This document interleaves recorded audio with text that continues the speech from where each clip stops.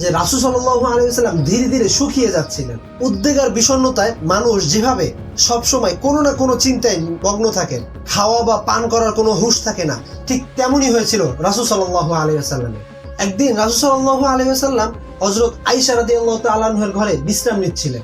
তখন স্বপ্নে দেখলেন যে দুজন ফেরেশতা মানুষের ছদ্মবেশে একে অপরের সাথে কথা বলছিলেন। आपको क्या हुआ है? आप पर जादू किया गया है। किस चीज पर किया गया है? जादू आपकी कंघी और बालों पर किया गया है, और वो कंघी जरवान के कुएं में एक भारी पत्थर के नीचे दबाई गई है। अब हमें क्या करना चाहिए? कुएं की तह से कंघी और बालों को निकाल लेना चाहिए। ঘুম থেকে ওঠার পর রাসূল সাল্লাল্লাহু আলাইহি ওয়াসাল্লাম বুঝতে পেরেছিলেন যে এটি আল্লাহর পক্ষ থেকে একটি বার্তা ছিল।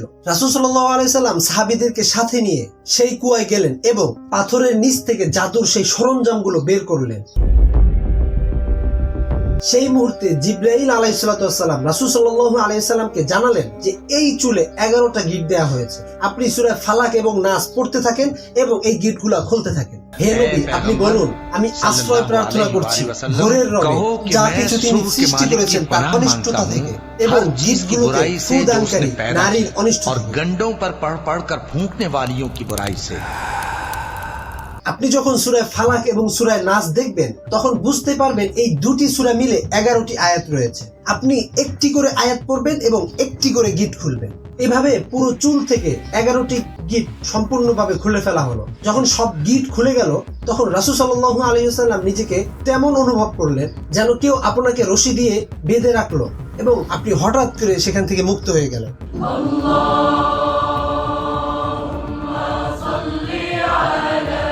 মুসলিম পণ্ডিতদের পাশাপাশি আন্তর্জাতিক লেখকদের বইতেও এটি পরিষ্কারভাবে বলা হয়েছে যে রাসূল সাল্লাল্লাহু আলাইহি ওয়াসাল্লাম সেই জাদুকরকে কিছুই বলেননি, বরং তাকে মুক্ত করে দিয়েছেন এবং যেতে দিয়েছেন এবং সাহাবীদেরকেও নির্দেশ দিয়েছিলেন যেন তারা সেই জাদুকরকে কিছুই না বলে।